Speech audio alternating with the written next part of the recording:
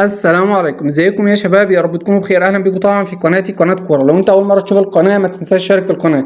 طيب في الفيديو دوت هتعرف ايه؟ هتعرف موعد مباراه الارجنتين واوكرانيا في الجوله الثالثه من اولمبياد باريس 2024، المجموعه الاقوى والاخطر ضمن الاربع مجموعات الموجودين في اولمبياد باريس. حرفيا هي اقوى مجموعه. الارجنتين رغم خسارتها في الجوله الاولى امام منتخب المغرب بنتيجه 2-1، الا انها عادت في الجوله الثانيه وفازت على منتخب العراق بنتيجه 3-1 وتصدرت المجموعه.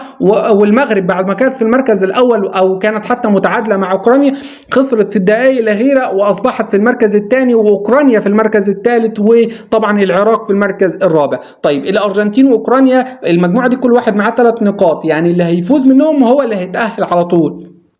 الارجنتين هتلعب مع اوكرانيا، والعراق هتلعب مع المغرب، والمغرب هيلعب مع العراق. حلو الكلام، حلو الكلام. الارجنتين اعتقد حظوظها اقوى امام منتخب اوكرانيا اللي هيلعب الجوله الثالثه ان شاء الله يوم الثلاث القادم، يوم الثلاث اللي هو يوم 30/7/2024 الساعه 6 مساء. الساعه كام؟ الساعه 6 مساء بتوقيت مصر، السعوديه، سوريا، العراق، لبنان، فلسطين، اليمن، ومعظم الدول العربيه تقريبا. والساعه 5 بتوقيت طبعا ليبيا والسودان، والساعه 4 بتوقيت تونس والجزائر والمغرب. دي الجوله الثالثه والاخيره من دور المجموعات، وبعد كده هنعرف ايه هي المنتخبات اللي هتتأهل للدور ربع النهائي. نوفل باشا هو اللي هيعلق على المباراة على البي ان سبورت رقم 8. مستني طبعا توقعك للمباراة دي في الكومنتات. لو انت اول مرة تشوف القناة ما تنساش تشترك في القناة. سلام.